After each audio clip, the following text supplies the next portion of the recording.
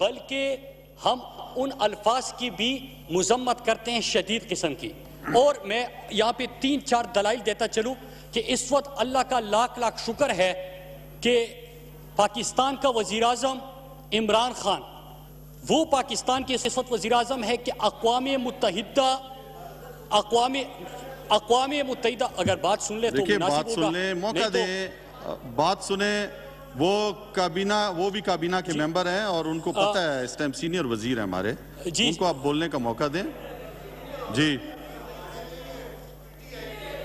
Senior वफाकी वजीर हैं इस टाइम, वफाकी वजीर का ओहदा है इनके पास। दूसरी दफा इस असेंबली के मेंबर बने हैं, हमारे सीनियर हैं इस टाइम, आप उनकी बात सुने। जी जी, मुराद सईद। स्पीकर साहब, फर्क ये है कि अभी जो मौसूफ गुफ्तगू कर रहे थे, ये जब वहां पे बरतानिया चले गए थे तो आपको याद होगा कि पाकिस्तान के ऊपर दहशतगर्दी के इल्जामात लगाए जा रहे थे, लेकिन यही मौसूफ न सिर्फ वजीर खारजा होते हुए इकामा रखते थे बल्कि बाहर पे 15-20 लाख रुपए पे नौकरी भी करते थे। पाकिस्तान के वजीर दिफा भी थे, वजीर खारजा भी थे। स्पीकर साहब, इमरान खान ने आप प्लीज उसके मुतलका जवाब दे दें। जी हाँ स्पीकर साहब, आप तसल्ली रखें प्लीज। आप जो है वो अपनी अपनी जगह पे बैठे। जी देखें, वो जवाब दे रहा है, उसको जवाब आप देने दें। आप अगर शोर करेंगे तो बात किधर से किधर निकल जाती है। आप 1 मिनट बैठ जाएं। आप किसी को, मैं हाउस चला रहा हूं, मैंने मौका दिया, आप उनकी बात सुनने दें। आप सुने। जी स्पीकर साहब, जब अगर तो उसी का जवाब आप, मुराद आप उसका जवाब दे दें प्लीज। स्पीकर साहब, मैं सीधी बात का सीधा जवाब दे दूंगा। अगर खामोश हो जाएंगे तो मैं दलील दे दूंगा, खामोश नहीं होंगे तो मैं इनको आईना दिखाऊंगा। स्पीकर साहब, अक़वाम मुत्तहिदा जहां से जिस ऐवानों से इस्लाम पाकिस्तान के खिलाफ जहर उगला जाता था और प्रोपेगेंडा होता था, हमारे प्यारे पाकिस्तान को और इस्लाम को दहशतगर्दी से मंसूब किया जाता था, इमरान खान की आवाज़ अक़वाम मुत्तहिदा में गूंजती है। आज यूएन का सेक्रेटरी जनरल भी इस्लामोफोबिया के खिलाफ जो कैंपेन हो रही है उसकी मुजम्मत करते हैं। पहले इस्लाम को दहशतगर्दी से जोड़ा जाता था। पहली दफा खत्म नबूवत का मुकदमा वहां पे लड़ा जाता है जहां से मुसलमानों की दिल आजारी होती थी। इमरान खान वहां पे खड़े होके न सिर्फ और सिर्फ मदीना की रियासत की बात करते हैं, हजरत मोहम्मद मुस्तफ़ा सल्लल्लाहु अलैहि वसल्लम।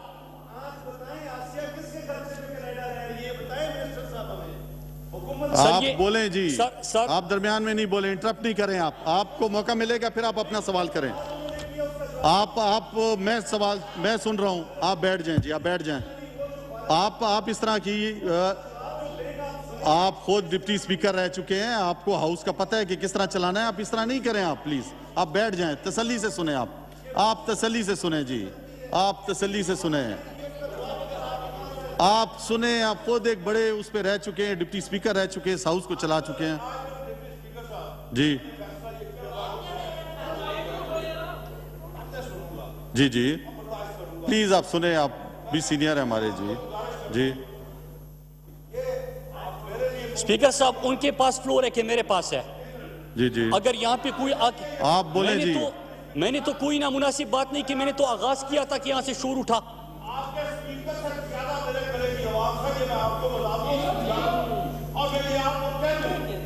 इसकी बात के बाद मैं बात करूंगा और मैं ये बताऊंगा कि आप कहां खड़े हैं, आप किस जगह बैठे। आपको मौका मिलेगा, आप बोलिएगा। जी आपको कोई नहीं रोकेगा। बोलो मुराद सईद साहब, आप अपनी बात जारी रखें। आप अपनी बात जारी रखें मुराद। हाउस में चलो, बंद नहीं करूंगा। एक दफा आप मुझे सुन चुके और अब आइंदा आप सुनते रहेंगे। मैं ये भी कहूंगा, मुझे हाउस चलाना आता है और मैं जो है वो सबको बराबरी की बुनियाद पर डील करूंगा। मैं एक जैसा एक मेंबर काबिल एहतराम है ना, मैं किसी की धमकी में आऊंगा। यहाँ पे मैंने इस हाउस को चलाना है और मैं जो है वो तरीके के साथ जो आइन है, रूल है, कानून के मुताबिक चलाऊंगा। आप बोले मुराद सईद साहब। स्पीकर साहब, 2 इशूज उठाए गए हैं। ये कोई तरीका नहीं है कि कोई यहाँ पे उठे और यहाँ से धमकियाँ दी जाए। हमें भी ये तरीका आता है और हम इस तरह बात कर सकते हैं। ये जो ख्वाजा आसिफ यहाँ पे गुफ्तगू करके गया है, ये भी फिर बात नहीं कर पाएगा। ये कोई तरीका नहीं होता। स्पीकर साहब, स्पीकर साहब, स्पीकर साहब, बोलो मुराद सईद साहब, आप अपनी बात जारी रखो।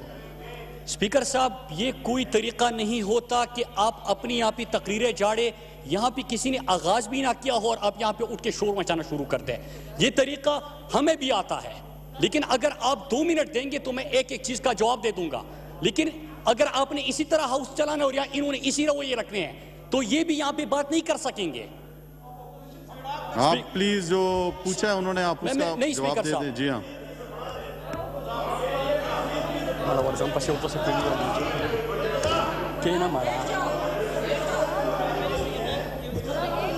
आप बैठेंगे, आपको ज्यादा पता है, मेरा ख्याल है आपको ज्यादा वो है कुछ। आप प्लीज बैठ जाएं, आप बैठ जाएं, आप बैठ जाएं जी, आप बैठ जाएं। आप बार बार उठते हैं, आपको आज बड़ा जज्बात आया हुआ है। आप प्लीज तहम्मुल से बात सुने लोगों की। वो दे रहा है जवाब, आप उसको जवाब देने दें जी। स्पीकर साहब, 2 इश्यूज उठाए गए हैं और 2 मिनट में मैं बड़ा मुख्तसर उसका जवाब देता हूं। एक ये कि कश्मीर के ऊपर उन्होंने बात की। यूएन सिक्योरिटी काउंसिल में पिछले 50 साल अरसे में पहली दफा 50 साल के बाद 2 दफा 1 साल के अंदर कश्मीर इशू के ऊपर डिबेट होती है। और कश्मीर जो इंडिया अपना अंदरूनी मसला समझता था, आज वो इंटरनेशनलाइज हो चुका है। और कश्मीर का मुकदमा जिस अंदाज से इमरान खान ने लड़ा, ये माजी में किसी ने नहीं लड़ा था। स्पीकर साहब, अभी जिस किस्म की आवाजें आ रही है, मैं बात करूंगा कि कौन अपनी नवासी की शादी पे मोदी को बुलाता था, तो फिर ये कहेंगे कि ये जवाब दे रहा है। मैं अगर बात करूंगा कि सज्जन जंदाल को बगैर वीजा के किसने मरी आने की दावत दी, मैं उसके ऊपर बात करूंगा तो ये करेंगे कि मैं गुस्सा कर रहा हूं। स्पीकर साहब, अगर मैं बात करूंगा कि किसी के जब सज्जन जंदाल को मरी बगैर वीजा के बुलाया गया तो किसने ये कहा था कि हमारी तो जाती ताल्लुकात है, आपस के ताल्लुकात है, हम मुल्क को क्यों जवाब दे, हम किसी को क्यों जवाब दे। तो स्पीकर साहब, ये रवैये थे। अब जब यहां से इनका लीडर इंडिया जाता है तो वहां पे हुर्रियत रहनुमाओं के साथ मिलने के लिए उनके पास टाइम नहीं होता। बॉलीवुड एक्टर्स को दावत देते कि उनसे मुलाकातें करवा दी जाए। स्पीकर साहब, ये लोग यहाँ पे आके बात करते हैं।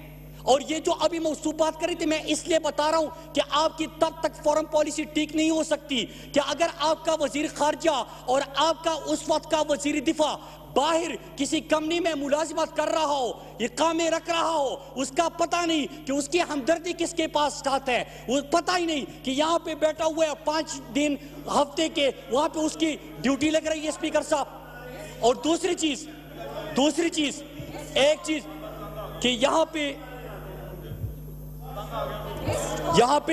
पे स्पीकर साहब, यहाँ पे अगर ये इस्राइल को और इन चीजों की बात करते हैं, ख्वाहिश किसी की हो सकती है, इंशाल्लाह इमरान खान के होते हुए और यहाँ पे इस पार्लियामेंट के होते हुए किसी की भी ये ख्वाहिश पूरी नहीं हो सकती।